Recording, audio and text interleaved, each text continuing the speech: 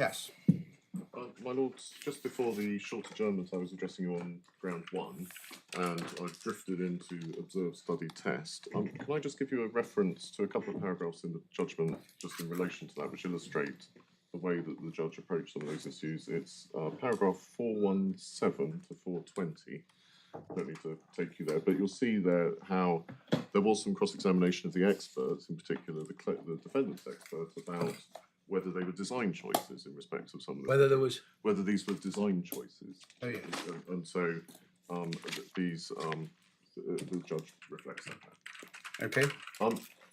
My lords, the next question was in relation to ground 4. It was, yes. So Article 5.3 of the Software Directive. Yeah. As you've seen, we say there's no relevant error in the court's approach to Article 5.3. What the defendant said at trial was that Article 5.3 permits disassembly, decompilation and translation. Now, although they had changed their language in the grounds now before this... Mr. Stewart said that, because I put that to him, he said that was a wrong premise. Yes, but they had to engage Article 5.3 to get home on their particular breaches. Yeah. And the critical thing is, my lord, when you look at how the various findings of fact, they essentially lost on the facts on a lot of these. I'll just, if I may, just take you to 2 examples.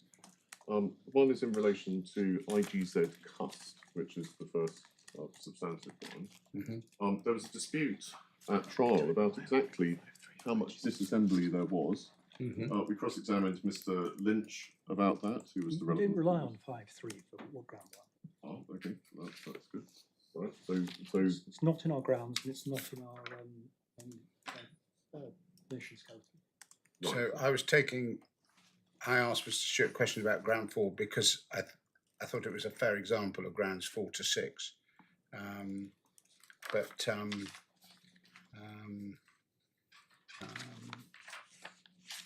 So Ground 1 is an outlier, and we do not rely on 5.3 in relation to it. And I did say that this one. I'm talking about ground 4. Ground 4. So this is Article 5.3. Yeah, 5.3 is not relied on in relation to breach 1, which is IGZ cust. Oh right, fine. Yeah, no. That's as maybe I'm looking at this as a more general point. But anyway, yeah. Go on. My lords, I've just the point I'm trying to develop is that at trial, not necessarily before the court, but at trial, it was argued that 5.3 applied. That's paragraph 290 of the judgment. That's reflected. Yeah. At 296, the judge makes the factual findings about the extent of decompilation and disassembly, which go way beyond what was permitted on any view under Article 5.3. Give another example. Item 5, the binder. The relevant paragraph is 399. So the court found, they said the defendant submit that Mr. Lynch's analysis was a quintessential example of observing, studying and testing. I reject that submission. It's clear that Mr. Lynch's analysis went far beyond observation and goes on to comment on that detailed disassembly and decoding of the object code of the compression module. So the problem with a lot of this is that the facts in this case, although my lords obviously in the process of island hopping through the application for permission don't get to see this, the facts in this case were quite extreme. This is not some sort of cerebral case where you will have seen about the discovery process and the code of conduct and so on. All of that started to break down and was over time. And then we saw, and what we established at trial on the facts, was there was a lot more invasive study of exactly what was happening on the Winsopia mainframe than perhaps the rarefied points as they're now advanced may suggest. What does that mean for the purposes of any appeal? It means, unfortunately, that if we're going through all of this material, the island hopping, you need to see the archipelago, as it were, rather than the individual islands that are relighted upon by the defendants, the appellant, because actually the context is extremely important. And this was, as my lords have seen, a very heavy trial. So that's 5.3. You have our submissions in writing in relation to that more generally. The ground 7, I think, was the next one. Yeah. Again, this was an example of the substantiality. Yes. Can't go to small bits. Well, so that's that. As far as we're concerned on this side of the court, is a new point. So where does that seem to arise from? In order to establish copyright infringement, you have to establish that. So first of all, you have to identify what is the copyright work you're suing on in a copyright case. Then you have to establish that the substantial part of that work, as identified, was taken. Now, obviously, the first question can sometimes inform the answer to the second, because if you say that your work is the Encyclopaedia Britannica, then the substantiality test is more difficult to meet if only a page is taken. If the work is an individual entry in the encyclopedia, then one can see how the how substantiality may be more easily met. These are all the sorts of debates that come up in a copyright claim. But again, that isn't this case. What they're seeking to do in my submission is gloss the construction of the ICA by trying to impose some sort of substantiality test. But you can't do that in the abstract, as my learned friend was just developing now, without asking yourself the first question: substantial relative to what? And that's why, again, this sort of glossing of the language in the ICA doesn't work. The judge went through it all. She heard, as my lords can imagine, rather a lot of submissions about exactly how one approached this question of construction, and and made her findings. And there would be a very odd consequence if it were right that partial copies were not included, because imagine that you, as the licensee, imagine so IBM license a software product like DB2, which is a big database system. Imagine you provide 99.9% of that to somebody else. If it doesn't catch components, then you're allowed to do that scot-free, because you would say, well, I haven't provided the entirety of DB2. And so this is why the whole or partial copies, you can see commercially why the components of the software, and the evidence before the judge was that software consists of a whole ream of components that when you install it, they're all installed together. Those components are a part of, and the ICA protects the individual components that are thus supplied. Well, presumably you would say it's a question of degree, isn't it? Well, Of evaluation, whether something is sufficiently substantial to be a component of the IBM code. Well, the answer is it's not. There's no the sufficiently substantial test is not to be found in the ICA. The ICA protects. So what you do is, as it were, you get I suppose another way of thinking about it is you get a sort of bag of bits. In the bag, there are lots and lots of individual components. If you take one of those, that's we on our construction, an ICA program. You've taken a little bit of it. Now, there's no substantial test or substantiality test that's imported into the ICA, and that is a very on proper construction of the agreement, because the little piece that you might be taking might be the key to opening up something else. And sometimes, and this is the difficulty with trying to make this kind of assessment, the mere size of what is taken is not always a terribly good guide to how important or how much effort or investment went into producing it. It can be that very small, complicated, very tricky little things are very difficult to work out, and a tiny little piece of code results, which is incredibly important.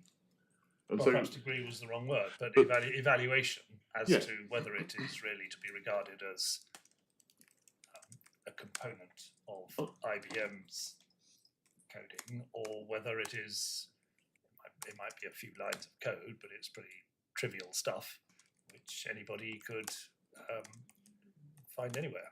well, yes, and if you did find it somewhere else, then that's fine. But if you took it from IBM and it's covered by the terms of the license, then we would say not fine. Because the license protects that which you are provided with IBM, if you want to go off and write your own equivalent system to perform the same processes and give you the same outputs, then if you do that without taking apart reverse engineering and performing the prohibited acts, then that is something potentially you're free to do.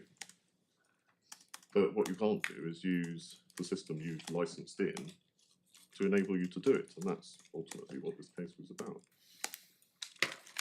Yeah.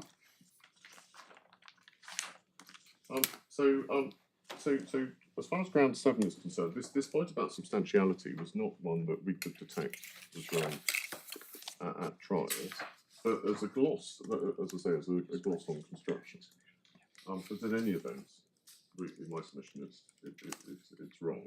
And actually, when you look at that question of construction, it's easy to confect some very peculiar commercial consequences if it doesn't apply to partial copies or doesn't apply to parts of the project. The next one I think my lords asked about was ground 12. Mm-hmm. Now, this is the privity point. Does clause 1.11.4 apply to parties other than Winsopia? No, I had a question before that, but I don't think on the principal point that I raised with Mr. Stewart, I don't think we need to worry too much, because that was about expert evidence in relation Yes, I'm to sorry, my lord. ground 8, and Mr. Stewart dealt with that and referred me to paragraph 210 of the judge's judgment. So that's fine. The only point arising out of that I should probably ask you about is this is an example of what I call the no literal copying point. Yes. Because one of the applicant's points is that in circumstances where there's no literal copying, there can't be a claim. Yes, so it's. I mean, this is the point which I've already addressed you on, which is, as it were, the collapse of the ICA to cover just questions, matters of literal copying. Yeah. But this is. I mean, this is through the guise of the of this point in the expert evidence. I can't recall whether there was ever any cross-examination on these defined terms. I think they were both essentially left alone in cross-examination. But okay.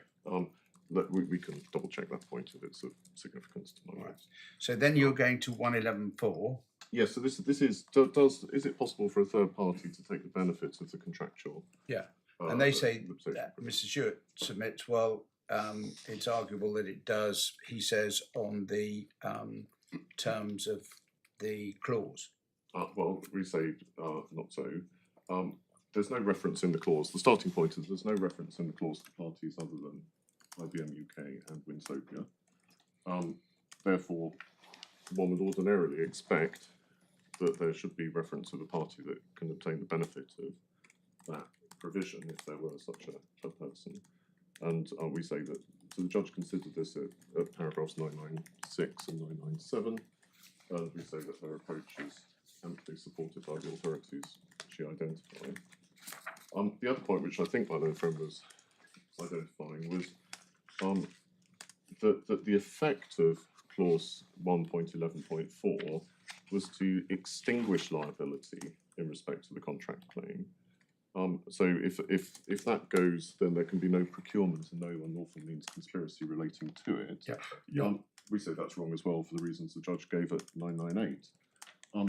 Now, part of the reason we would say in relation to that is it's well established the effect of a limitation provision is to bar a right of action but not evaporate the underlying liability. What the clause on its proper construction is concerned with is bringing with a right of action or bringing of a claim. It doesn't purport to extinguish underlying liability, and that is the So lapse is to be equated with bar rather than extinguish. Precisely, yes. So the English position, as opposed to, I think my learned friend said, the Scottish evaporation position. Well, some time bars in English law do. Well, you could certainly contract to say, and there shall be no. It has the effect, but the language of that clause on its proper construction doesn't get one there. And again, you'd expect to see in my submission, very clear words if this was intended to apply to cover deliberate concealment. Part of the reason for that being that, of course, if you deliberately conceal your breaches, you get the benefit of your deliberate actions as in order to take the benefit of the clause, which is quite a surprising construction in the absence of clear words giving that effect. My Lord, Justice Coulson asked, so you get away with it if you get past 2 years, you're fine. Well, that's true, even if you deliberately conceal, which again is quite, we would say, a very surprising construction. And the judge was quite right to say that paragraphs 1000 to 1007 that was absurd, in effect. So that's clause 12. Ground 12. Mm-hmm. I think the next one was ground 14. Yeah. IGZ cust. Now, this was the subject of a certain amount of judicial interrogation as to the use of irrational and unsupportable and so on. There was quite a lot of cross-examination about IGZ cust, which my lords have been saved from. But my learned friend didn't quite describe it properly. It was not about a loop. The point which, so the code was disassembled and they identified that a particular assembly instruction was used, a thing called a TRT. And then Mr. Moores once sent it, commented, well, massively slow. So say again, Mr. Moores. Mr. Moores himself commented, they said this thing executes, I can't remember the exact words, this thing executes a TRT massively slow, Yeah. was his comment. Which that's in the judgment. I think it was quoted. Yeah. My Lord, now, the idea that this was for the purposes of correcting an error on the mainframe is, we would say, quite preposterous. Not least because it wasn't, the defendants weren't in a position to fix an error on the mainframe because they don't maintain the code. It's IBM's code. Now all of that was explored in cross-examination. The judge rejected it on the facts. So, my lords, again, this is an example of some care is needed with a few of these assertions because, and my learned friend has to put his case very high. The findings were irrational, but actually, again, you know, if the court is troubled by this, we will have to go through the cross-examination and you can form your own views, but we effectively have to relitigate that part of the trial. Obviously not with the live witnesses, but at least make submissions on it to show you that actually her findings were perfectly justified in the circumstances. This is the problem, it is ultimately a factual case. So that was ground 14. Yeah. My lord then asked a number of questions about procurement, I think. Yeah, it's the knowledge and intention. Yes. So this points. is round 19, I think, 19, 20, 22. Now, the main... Yeah, ground 19. Although again, the points bleed across that. Yes, so I think it's, so 18, the analysis that our, as it were, tree diagram was 18 is essentially saying there's no secondary liability without primary liability. So Yeah, well, that is not really a freestanding. That's parasitic. Yes, exactly. And is expressed, I think, is expressly to be made parasitic. So it's 19 that's the first of these that's substantive. 19, 20 and 22. Yeah, and the criticism is made of the passage that effectively runs from 884 to 886. That's right, my lord. So the at trial, the main attack was what's advanced on appeal is whether LzLabs and Mr. Moores knew that Winsopia was acting in breach of the ICA. Yeah. What LzLabs, through Mr. Rockman and Mr. Moores, say is that they believed that Winsopia was not committing any breach of the ICA because they believed the software directive applied. Now, and they say because of that belief, they can't be liable in procurement. So there are two questions. One, which is the prior question. As a matter of fact, what finding did the judge make about whether they did believe that the software directive applied. And the second is a legal question about, well, whatever their belief, is that something which is relevant for assessment of procurement liability? We say they failed at both steps, but the factual question on which my lord asked Mr. Stewart is a pure question of fact. They were both Messrs. Moores and Rockman were cross-examined about their understanding of the software directive, and the judge found in substance that neither of them had any meaningful understanding of it, and that's the judgment in respect of Mr. Rockman is paragraph 885. Yeah. In respect to Mr. Moores, it's 933.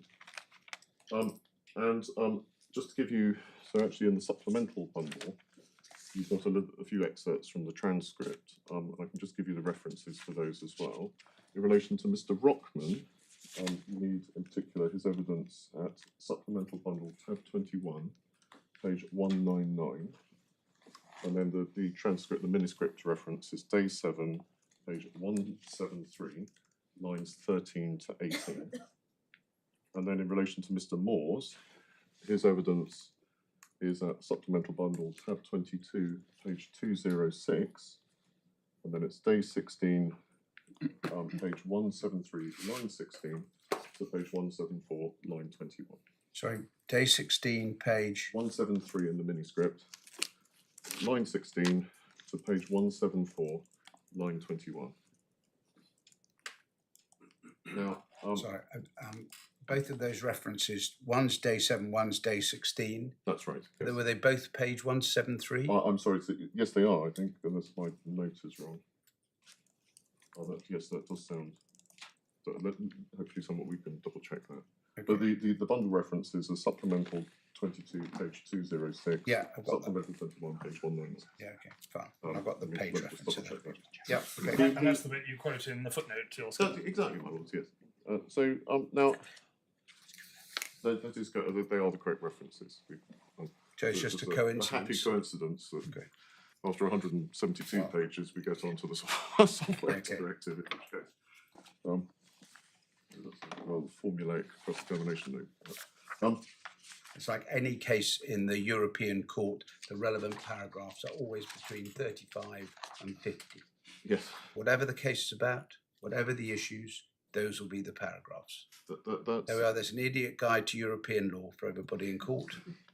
Well, the only difference I might say is these are perhaps rather less Delphic, these paragraphs. Well, that I follow. That I follow. Okay. So it's not. It plainly wouldn't be enough in my submission for Messrs. Rockman and Moores merely to assume the effect of the software directive. They needed to have a proper basis for that belief, and that was tested in evidence. And the judge made her findings, and there's no basis to disturb that factual finding. Certainly nothing as a matter of principle that's identified by way of an error. And you would say that the judge was not drawing any adverse inference for failure to produce legal advice, but simply saying, well, they might have been able to prove it if they'd had some legal advice, but they didn't. But they decided not to waive privilege. But that's by the by, my lord. Well, they might not have taken legal advice, but Yes, either way. No,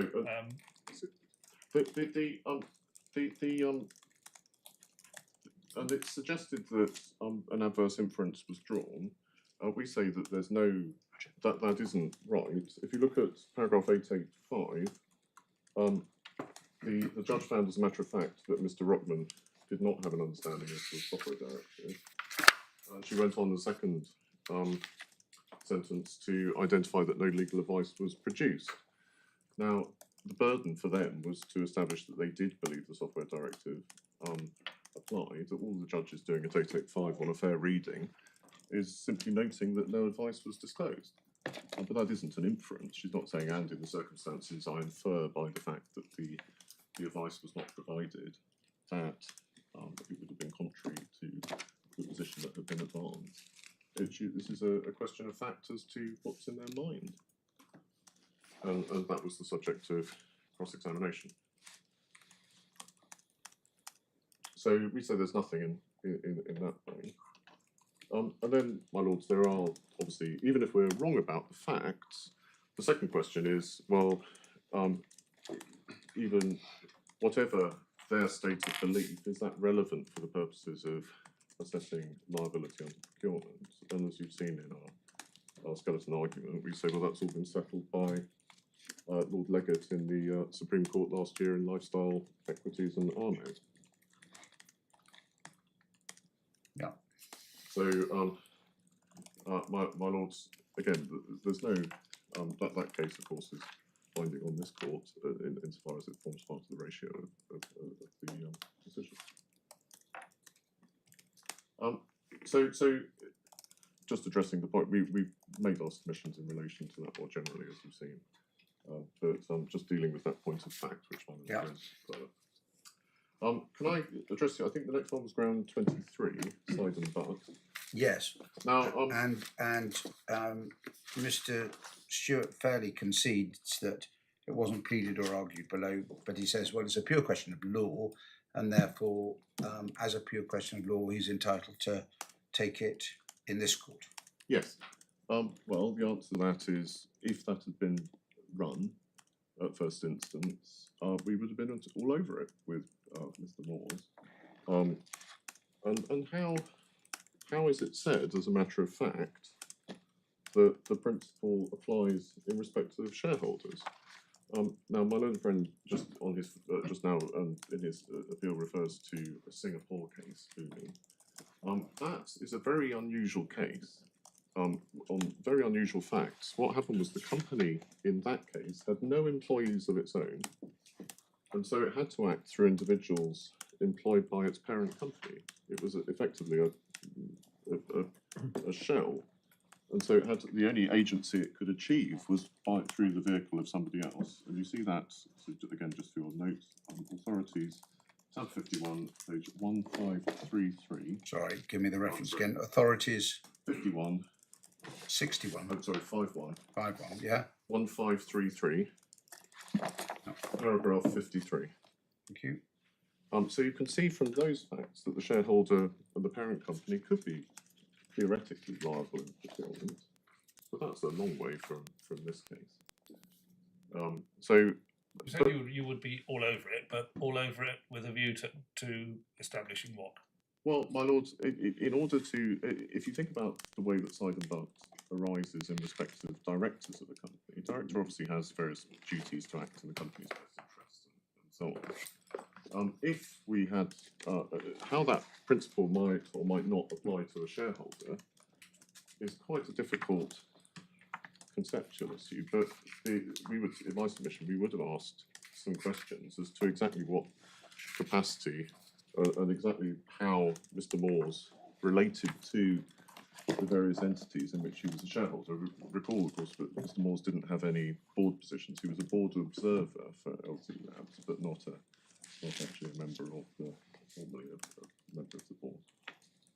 So again, it's very difficult to see. We would certainly have explored that, and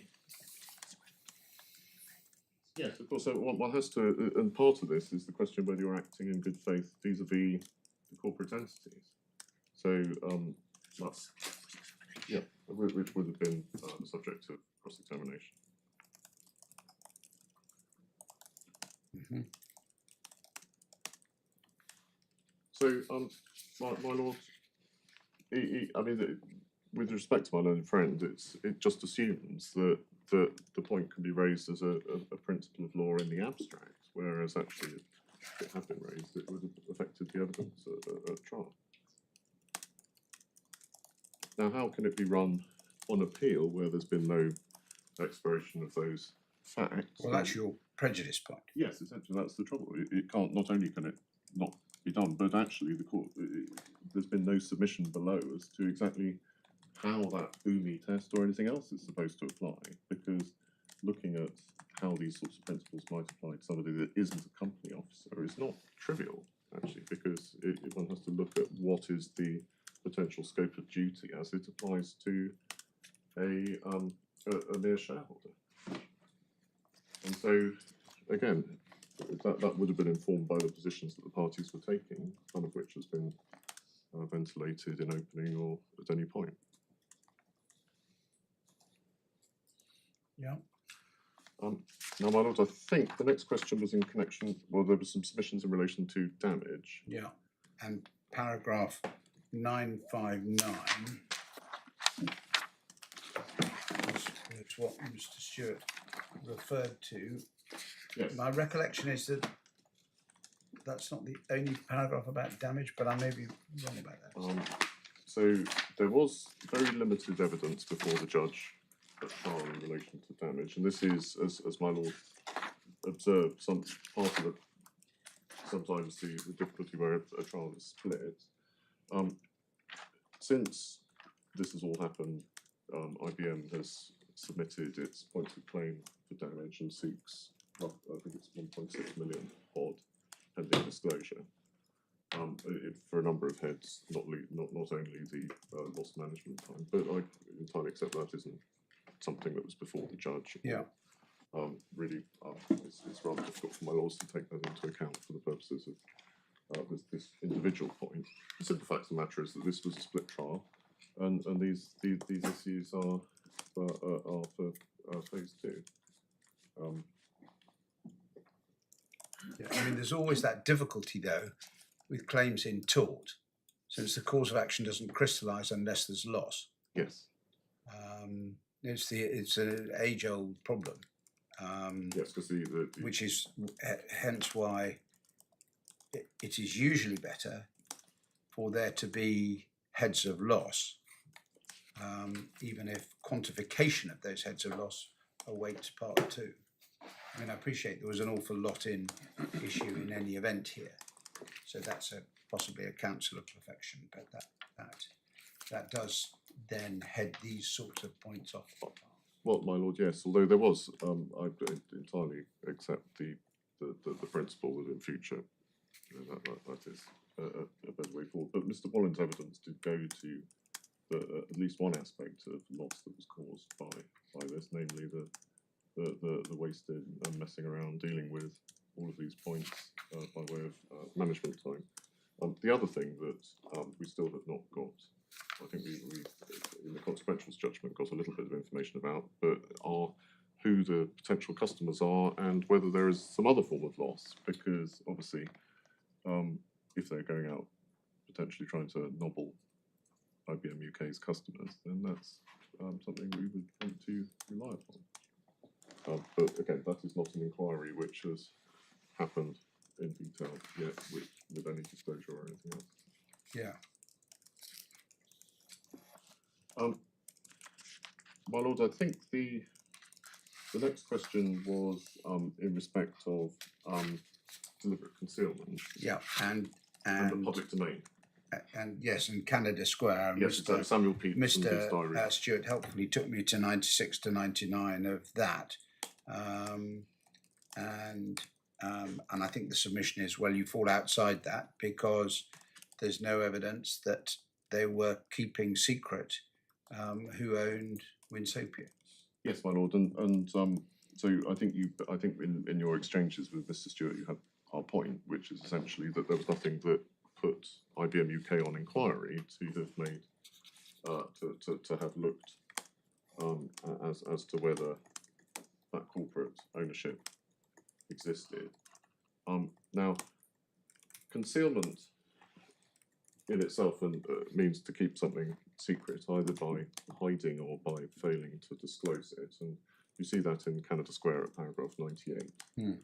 Now we say, when you look at my learned friend's point in Canada Square was in connection with the 2 examples, Samuel Pepys' diary, and I'm afraid I forget the second one. But there's when you look with cancer.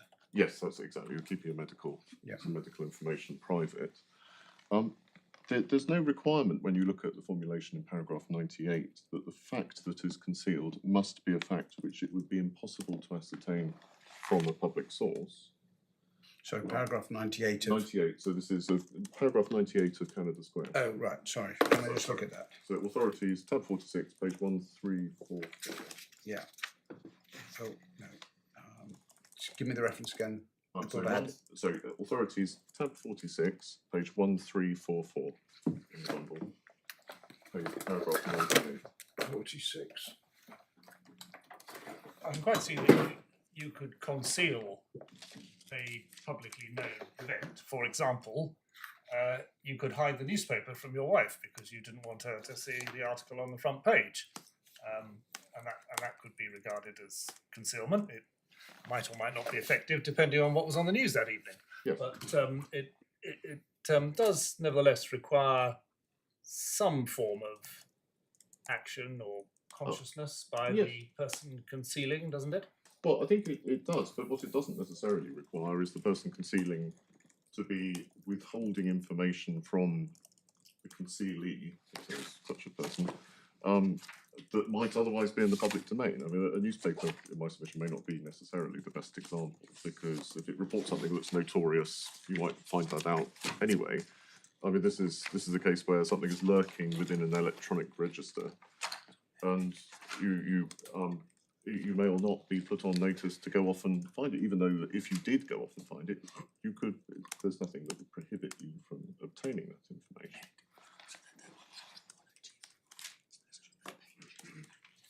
But what is it that IBM did to conceal the information? I'm sorry, sorry, the defendant. Sorry, I'm sorry, so yes. yeah. What so the what is it the defendants did to conceal it, other than not tell you? I mean, there must be a whole load of things they Okay, didn't there tell are. you. So paragraph 1023 of the judgment onwards. Yeah. So 1023. yes, 1023, page 377.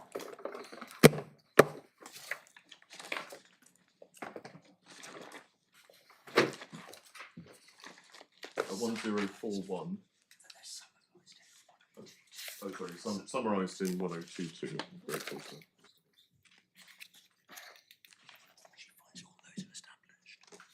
So you'll see 1022. 1022 are the allegations. So we said they used an independent company, Winsopia, they instituted policy requiring them to identify themselves as LZ when they were in contact with customers. They had a dual email scheme. They were swapping hats when they were dealing with different people. They removed references to Winsopia from public-facing materials. They refrained from using IBM technical support. I mean, all of these. So it goes Yes. on the facts. You say Yes, it that's goes the much point. further than the single failure to disclose a connection between. No, two of course, my lord, yes. I mean, so this was the subject of quite a lot of evidence and cross-examination at trial. And we had, there were various presentations that were produced. There were emails of which, where they said, "Oh, you've got to take things off." There was, I think, one very striking exchange which is quoted in the judgment, where one of the witnesses in an internal document said that it would be a bit like leaning out of the window, telling IBM. So quite a lot of care taken to not tip off IBM. Yeah, so 1042.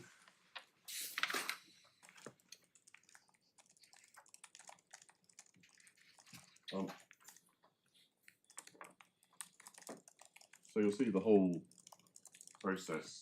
So there's quite a lot of evidence around this. They were taking steps to not tip off IBM because they knew that once IBM got a sniff of what was going on, the whole world of trouble potentially would be coming their way. And actually, one of the witnesses explained that when Winsopia was originally incorporated, and the judge explains this as well in the judgment, that he was rather concerned about his potential liability in the event that everything came crashing down. So they knew that it was important to keep IBM off the scent, and that was a big focus of some of the cross-examination. Mm. I mean, cases of deliberate concealment are where there's a finding of deliberate concealment are very rare, as I'm sure my lords have seen in practice and on the bench. But some of the facts in this case are quite striking when you see some of the exchanges that the judge quotes. Well, they are relatively rare, except in my original field of endeavour, where in construction cases it's quite easy to show deliberate concealment because the people putting in the foundations or the concrete nibs for the panels or whatever bash them about to get the panels to fit, and then it's all covered up. And then, of course, we see, as in Ronan Point or the rest of the cases, that actually there were catastrophic errors that were obviously covered up by the next stage of the building process. So in those cases, actually, common is probably overstating it, but it's far from unknown. But I agree that in the more general run of commercial cases, it is rarer. Yes. Yes, I think possibly the position in construction cases is slightly unusual because you're, as it were, sculpting more and more upon the original edifice as it's built, and so you can see how. And questions have traditionally arisen there about whether it was deliberately concealed, but there's quite a lot of slightly older authority to demonstrate what that means in those circumstances. Yeah. Anyway, okay, so that's so my lord. But the point, the short point on that is essentially Canada Square, paragraph 98. There's no requirement for the information to be impossible to ascertain from public sources. Yeah. And the examples don't drive the test in paragraph 98. That's the key one. Okay.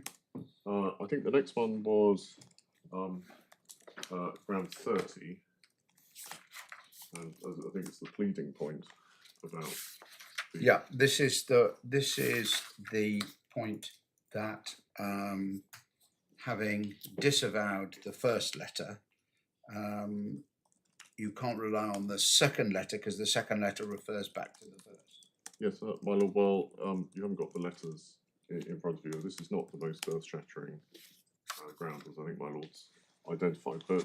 Just to complete the picture, in our skeleton argument. Well, you say that, but if there was some technical error with the termination under the contract, yes, then I understand there's the alternative case as to repudiatory breach because everything is interleaved. I get that, but if Mr. Stewart was right, then conceivably you could get to the point where the termination under the contract, the judge was wrong to find that the termination under the contract was valid. Well, my lords, there are three. The judge found that we were entitled to terminate on three separate bases. Yeah, well, there's the breaches, as it were, in any event. Yes. And then there's the common law repudiatory breach. So neither of those would be affected by this, you would say. I understand that.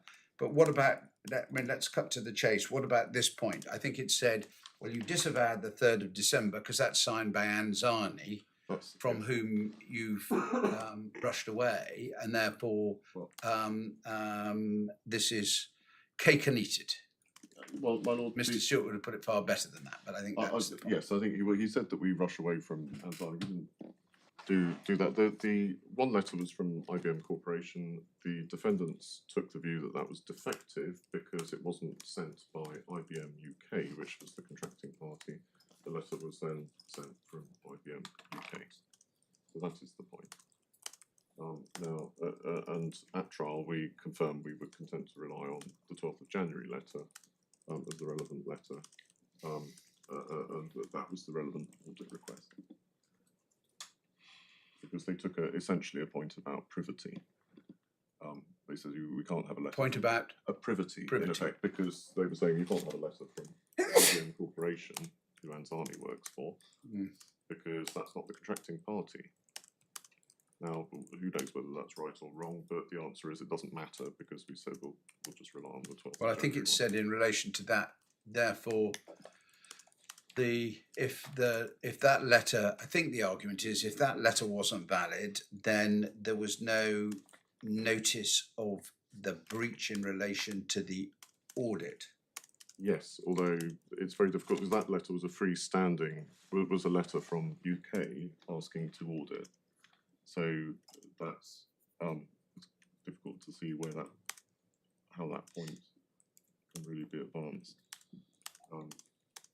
Essentially, UK made a request, and that was explored in evidence with Mr. Walling. In the 12th of January letter. That's it. Exactly.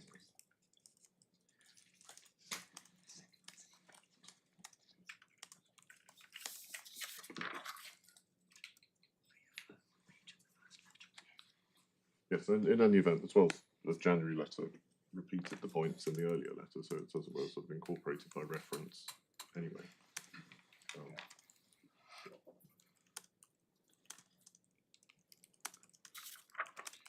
Yeah. So, my lords, that is that one, I think, unless I've missed something. Those are our submissions in response to the specific questions that my lords Yep. raised with my learned friend. Yeah. That brings me on to expedition and stay, if I may. As far as, so my learned friend rather optimistically said that this, if the full scope of his appeal, including all sub-issues and cross-references, could be done in 5 days. We think on this side of the court that's an extraordinarily short time. I mean, more like 8 to 10 days, but it depends rather on, obviously, as Justice Mells observed, on the scope of permission, if my lords are minded to give that. And is that set out anywhere? I'm No, just it's not. baffled So- as to why No, I've got all this enormous amount of bump on expedition, but nobody seems to have addressed the only point that Well- to a listing officer, which is what all of these points are addressed to, matters. Namely, how long is it going to take? well, my Because you lord, could expedite it if it's half a day. You could be on in October. yes, But if it's 5 days, 10 days, you won't be. no, well, my lord, the other point which we hadn't, it was only I think a couple of days ago that we asked the proposed appellants when they wanted the appeal on in an expedition scenario, and it seems that October is where they're trying to shoot for. Yeah. Well, it won't be October. So It's on. If permission is granted, it won't be. It couldn't be. so And really, we're going to have to form a view as to how long we think it would take, and we're in quite a good position to do that, given that between us we've probably spent a week or more on just dealing with getting up this application. well, my lords, you are, but what you have not seen is all the material. I mean, as my own friend suggested, there may be need for a respondent's notice, and depending on how they. Yeah, well, and my lords go we haven't through seen 33 days of transcript. No, I mean, It's not simply a question of how long will the hearing day take. It's how much Pre-reading, pre-reading will judges need to do. And that sounds like quite a lot to me. my lord, yes. I mean, this is the defendant's closing at trial, double-sided.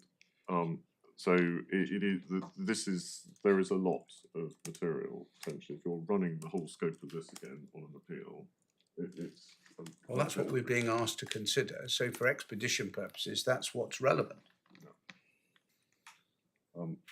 If you're against my learned friend and give permission on a narrower subset of grounds, then obviously it depends on the circumstances of exactly which grounds, and of course we can assist you in relation to estimates at that point if that would. All right. Well, that's that's the time estimate point. What about the effectively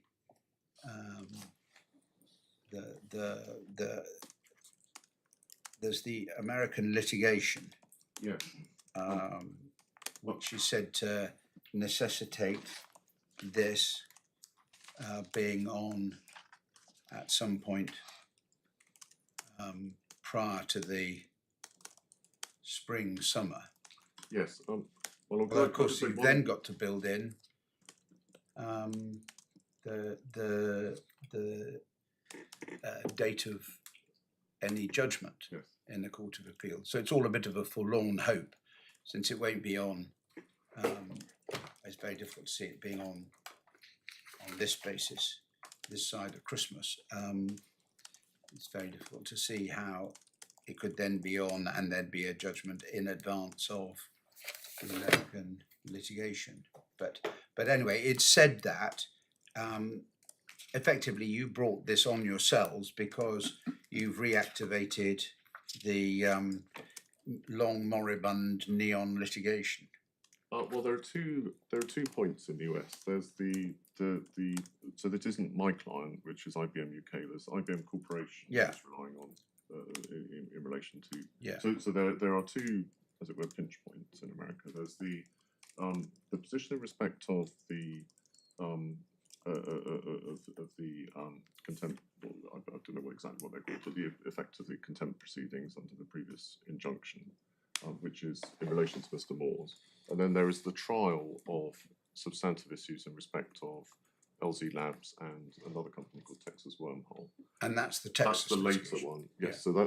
So now, as far as the Neon proceedings are concerned, the upshot of Miss Scott and Miss Vernon's evidence, which you've seen, I think, in the red folder, is that the actual timing of that is, in essence, entirely uncertain and dependent in large part on whether Mr. Moores takes points about how many points Mr. Moores seeks to raise, which require determination by the court. And one can assume, and Miss Scott refers to this, that pretty much everything will be disputed, not unsurprisingly. So there are a number of steps there, but that caused us some confusion because even on the defendant's analysis, a hearing in October wouldn't have done it for that for the Neon proceedings.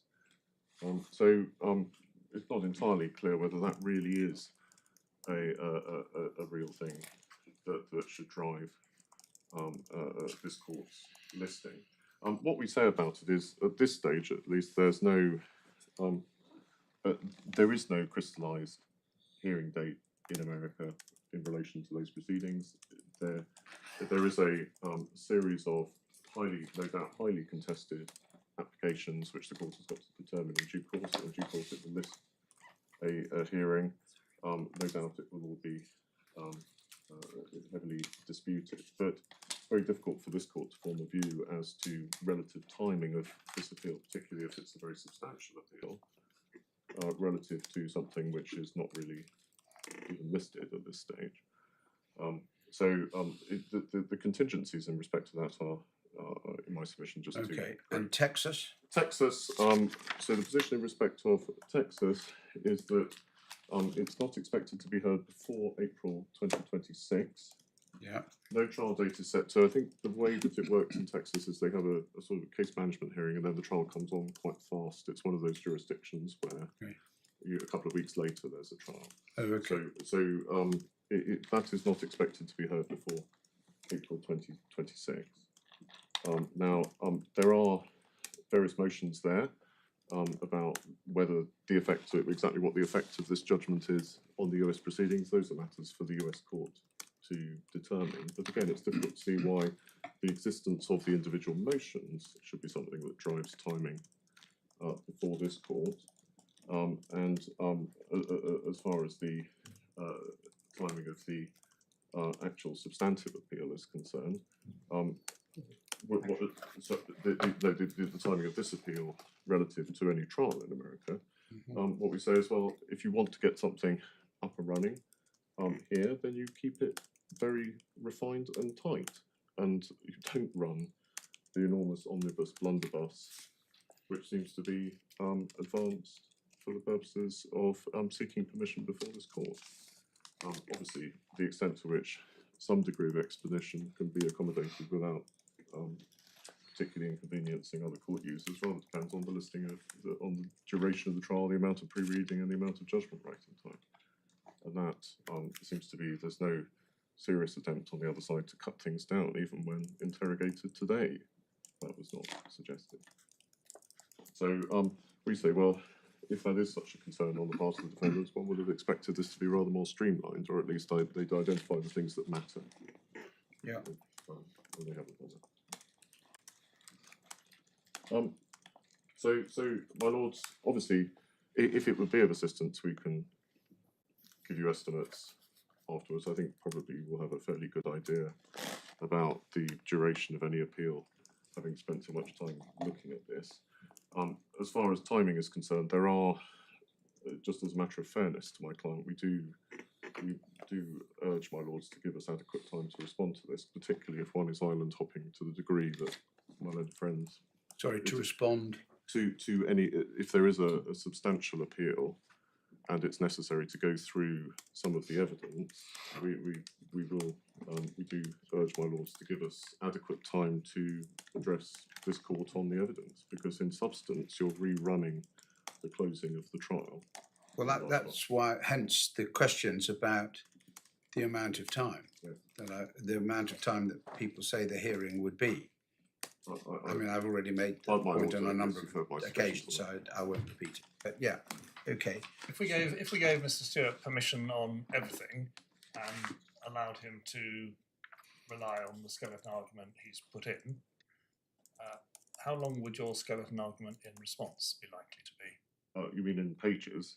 Yes. I would have thought of a similar size. The question is whether we need a respondent's notice, because as I've been suggesting, some of the basis on which my learned friends are putting their appeal traverses some of the more general findings of fact and some of the other evidence in the case. And one of the things that we'll be saying is actually there was ample factual material to knock some of these points on the head. And so insofar as the court gives permission on some of these points that shade into questions of fact, it is quite important that all that material is before the court so you can rule on them. So we may need to, I mean, that can be done by way of references, but it's going to be quite a chunky document dealing with all of that sort of material. Okay. And then stay. Yeah. Now, if I could just take you back to the order, just to explain the position on the order. So there are two aspects to the order. Clear the decks a I'm bit. sorry, yes, sir.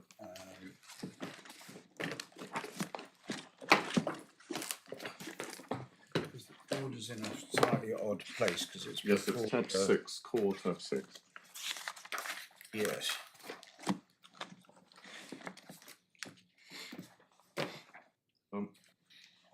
Now, there are two aspects to my learned friend's application. He wants to stay, so on page 141 of the bundle, he wants to stay paragraphs 4, 5 and 6. Yeah. Which those concern delivery up and destruction of the ICA programs. Now, the scheme of the order at paragraphs 2 and 4 already contains a built-in safeguard in the form of preservation of the materials. So this is not a case where compliance would be something would result in something happening which could not be unwound if there's a preservation provision. So this is 2 and... So this is paragraph 2, and you'll see in paragraph 4 in particular, it goes on to instruct a third-party custodian. There's actually, it seems, a bit of a dispute about how this is going to work, but the idea is that the material is provided up to the independent third-party custodian. So it's not as if it is destroyed and then cannot be recovered. This is 4. That is 4, my lord. Yeah.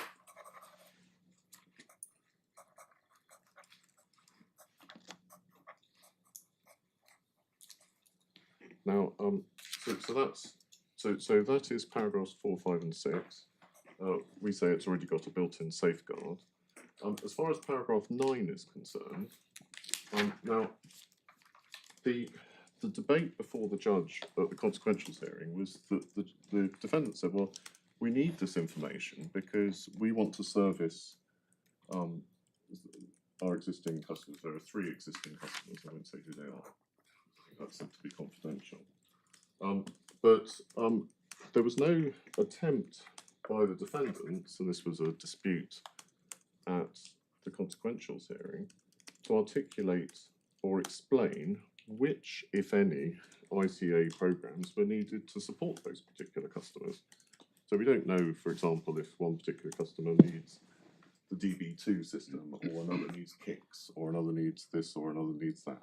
It was just done as pure assertion on the part of the defendants. Now, what we said is that if they want to come back and do a proper job on that and actually explain, we must have this particular thing because we've got to look after our customer who needs it, then that's something we'll consider. But that was conspicuously not the evidence below, and that the effect of all of this was that it put the judge in a tricky position, because essentially the defendants had not actually condescended to explain what they needed by way of this material. And so there was much debate about that, as one can infer, and that is the how we ended up with, in part, paragraph 9. What does derives from breaches of the ICA mean? And is it limited to the breaches found in the judgment, or is it anything which may hereafter be decided to be a breach of the ICA? Well, my lord, so we said certainly a practical approach is to approach it through what was found to be a breach in the judgment. But again, as I say, there has been no attempt to engage with this by the defendants. They want to run the point in the abstract. I mean, could those words be added Well, I think by your consent to paragraph 9 to make it clear that it's talking about breaches found in the judgment? my lords, I'd have to take instructions, but I think we offered something as a not too far from that actually at the hearing. Let me I can come back to my lords on that if you want to. Who's behind me can confirm. But it isn't the as far as the instant decision for this court is concerned, the only point I really want to make to my lords is this is in part a problem of the defendant's own making, in the way that they took this point or didn't condescend to the detail of this point before the court. That what they were trying to sell to the judge was this idea of a remediated SDM, as you may have seen from the consequentials judgment. And she said that she found the evidence in relation to that wholly unsatisfactory. It's all a last-minute attempt to. Well, I can follow that the judge didn't think very much of that, and I see why. But and it may be that this is partly a problem of the defendant's own making. But nevertheless, this is an order for Yes. breach of which people could be sent to prison, and it's got to be absolutely clear what they're not allowed to do. My lord, yes, and we can certainly see the force in that point. My lords, that is why we tried to encourage some engagement previously with some of the detail on this, but that was not the way in which the defendants chose to address the point. Where does that take the court now? My lord, you've seen the authorities on this, and essentially, what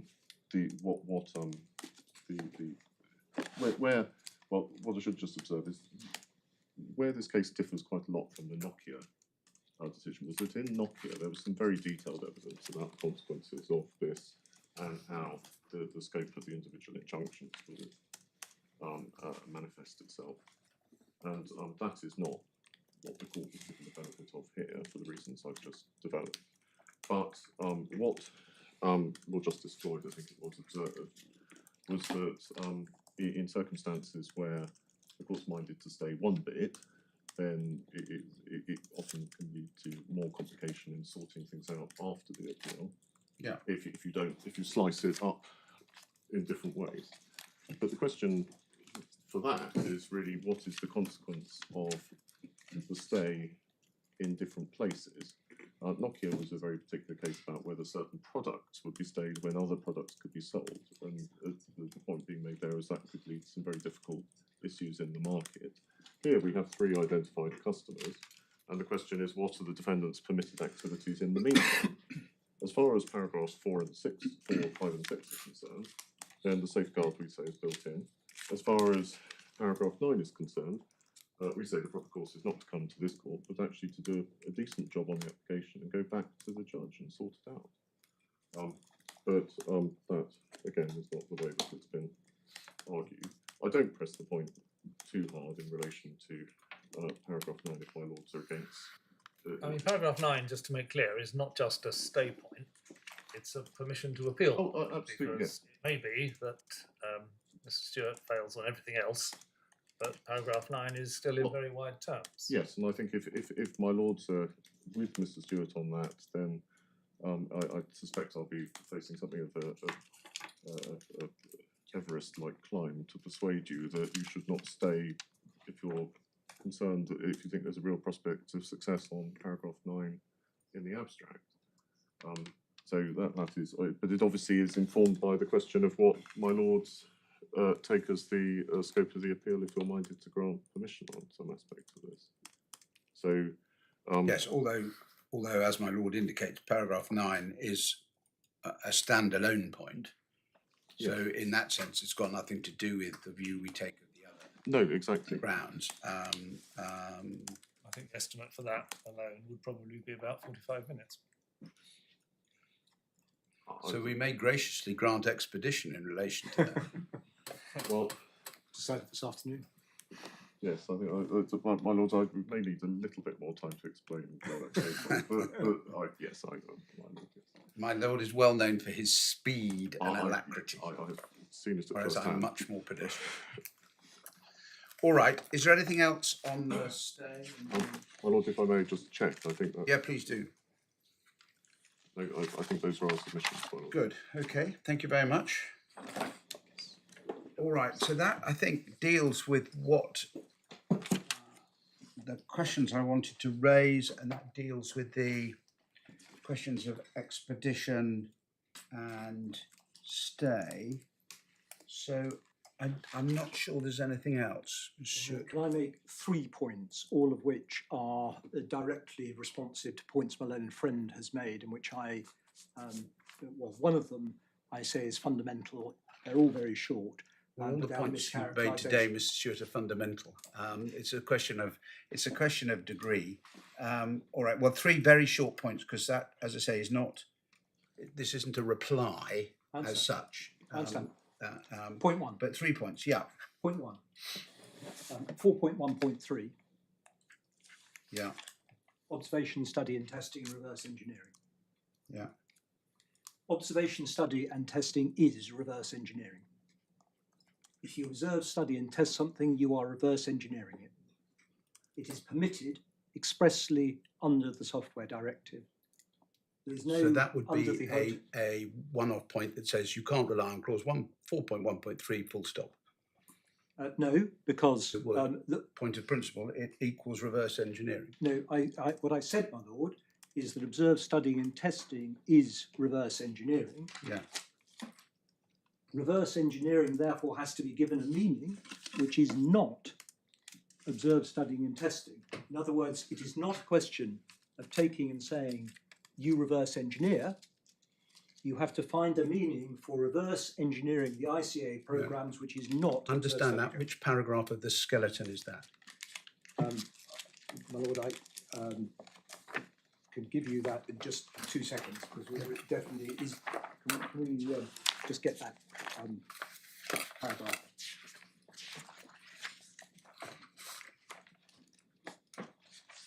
Well, I was going to go on to the second point. I will give you the reference to that, unless you want me to just. No, I'd like to see that. I can only. I'm like a Tandy home computer. People remember those. I can only remember 3 things at once.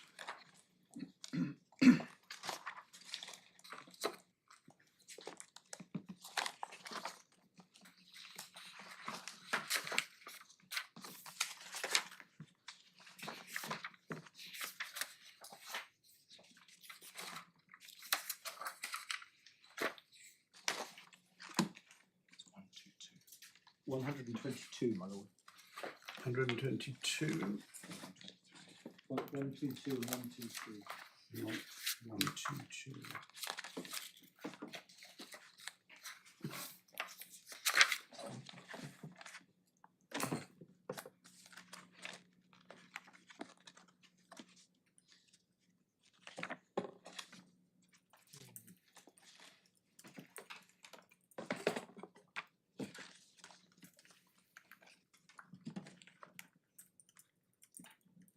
So this is the submission that observe, study, test is reverse engineering. Observe, studying, and testing is reverse engineering. Yeah, where's that?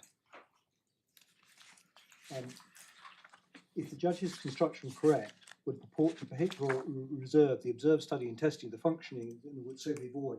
Needs so it's more if the judge applied ordinary That principles. adds the words and or its lawful decompilation.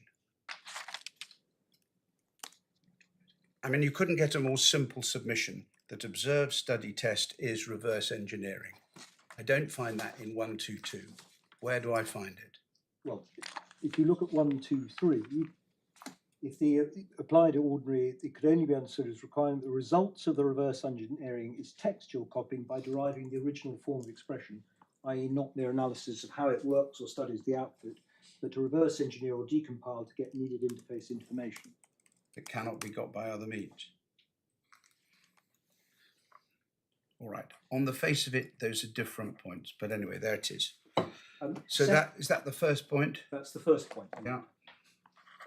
The second point is in relation to my learned friend's general points about how there were lots of findings of decompilation, disassembly, and other matters. And the two that he relied on, he first of all started off with IGZ cust. I told your lordships in relation to that we do not rely on observed study and testing in relation to IGZ cust. My learned friend accepts that. The second that he relied on is in relation to finding 2, which is decompilation. What we complain about, and we do rely on observed study and test in relation to that, what that is a finding that a trained software engineer looked at something. Sorry, I said item 2, I meant to say item 5. Looked at something, decompiled it in his head. Yes, there's a separate ground of appeal in relation to that. Yeah, yes, my lord.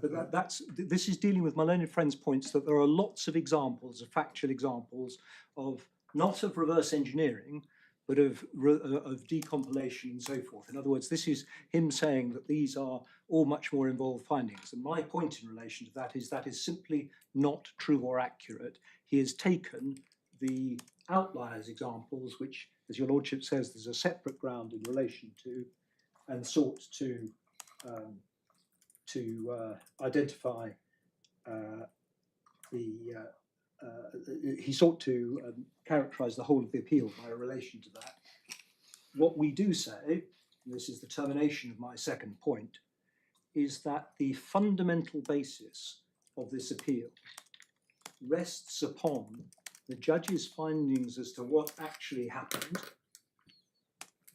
with the limited exceptions that I've accepted in relation to IGZ cust and the other ones, but we accept what she says was found. And very often that's because there was no dispute as to what had happened. The experts had looked at it, she recites accurately what happened. It is the characterization of those facts which the judge has got wrong, and she's got that characterization wrong because of the errors that she's made in the critical paragraphs, which 3 critical paragraphs I referred to, and therefore it is wrong to say that this is all about reopening of facts and so forth. It is about looking at those facts and saying, as a matter of law, was the judge right or wrong? My third and final point, my lord, is in relation to what Mr. Saunders has said about this all being about contract and not about copyright. This is what I call the dross into gold point. He takes an action which is hopeless as copyright in relation to a copyright license. It's said not to be run and so forth. He accepts that it's against the background of the software directive, where there are mandatory rights to a lawful user to observe, study, and test. He then seeks to characterize that as being able to be prohibited by contract when it can't, and as if by magic you obtain a result in a copyright license case which you could have not got in copyright and which offends against fundamental principles. And my Lord, those 3 points are the points that I wanted to leave with your Yeah, the Lordship. third point is actually another way of putting the first, I think. But I mean, it's slightly different emphasis, but it goes back to observe, study, test. Well, it's not so limited, my Lord. I'm not going to quibble with your Lordship at 3:15 on a Friday afternoon. Yeah, It's, no, it's, but I- they're related, plainly. Yeah, okay. All right, thank you very much. Unusually, and perhaps dangerously, but I shall say it, you will get the result at some point during the week that starts Monday the 4th of July, if I am spared that long. I can't say when that week. I'm in court all next week. Sorry, forgive me, my Lord. The 4th of July is a Friday, so the, Oh, sorry. The 4th of July is the end of the week I'm talking about. that's what we. So I'm in, so it may well be the 4th of July, so that you know. Sorry, my Lord, I didn't mean to correct, but No, you're quite right. You're quite right. I knew the 4th of July. It's the 30th, the week that starts 30th of June to 4th of July. Yeah. It will be at some point that week, but as I say, the week after next. But beyond that, I can't say. It may well be that Friday. Two things. There will obviously be an order in the usual form which sets out what the court decides. Usually in a PTA, where there are reasons, particularly where the court is refusing permission, the reasons are then included on the one-page form. Regrettably, the one-page form, assuming that my Lord and I don't simply grant permission on all the grounds, is not going to be of much use in this case. So it's going to be more convenient to do the reasons in the form of a judgment. It will not be, and I make this crystal clear, a bells and whistles judgment with all the cases cited and all the rest of it. It is simply the most convenient form in which to put the reasons for the order. All right. So I hope that is understood, because I simply do not have the time to put in all the references and so on. And it will assume a certain amount of knowledge of the case, which the parties who are interested in the order for permission to appeal will have. In those circumstances, it will have a neutral citation number. As you all know, you don't cite reasons for either granting or refusing permission to appeal, but it's more administratively convenient for me to do it, for us to do it that way. I mean, for example, as I was saying to my Lord this morning, in the two post office appeals, both of which I refused, which happily led then to the resolution, or the start of the resolution of the post office case, because those were reasons, and I hadn't been in this court that long, as a good Boy Scout, I didn't give them neutral citation numbers. So for the last 5 years, I've been having to provide electronic copies and paper copies to media outlets, campaigners, all the rest of it. And they look pretty blotchy by the time you see them on the internet. So neutral citation numbers are a good idea. So I shall be having a neutral citation number, not because I will regard the reasons as citable, but simply because administratively it's more convenient. All right.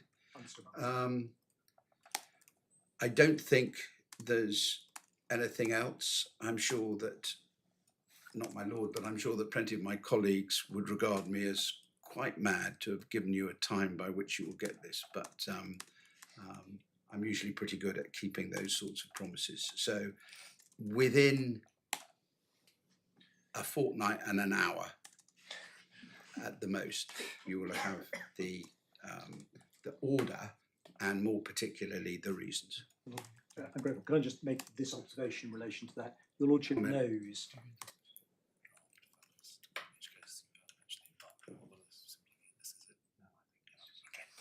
Yeah, Dom. Your Lordship knows that the particular point is the 16th of July by delivery up. My learned friend alluded to there being the odd dispute about that. He may have been referring to the 10-page letter that his solicitors sent yesterday in relation to a whole series of various bits and pieces. My Lord, there is a lot of time and money being spent because the court has directed that we should continue to comply with 4 and 9 until then. Yeah. If for any reason the matter were to be delayed, then the continued Of course, if I'm hit by a bus, my lord will notify the parties, and an extension may sought. But that is genuinely the only. No, I understand, my Lord. I just wanted to raise that. No, that's fine. But that, as I say, that's why I hope, taking into account the views of both sides, that's why I've arranged the timetable as I have done, to have this hearing to allow me to ask questions in the middle of the period between the application being made and the date by which these things have to happen. So I did it deliberately in order to buy myself a bit of time in the interim. Right, okay, so that's everything. Just pause a moment whilst I work out which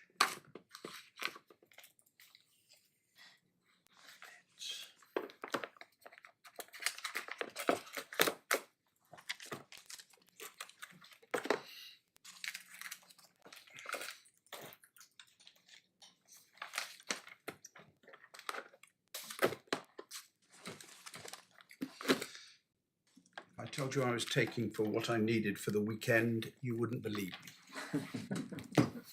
Thank you very much, Lord.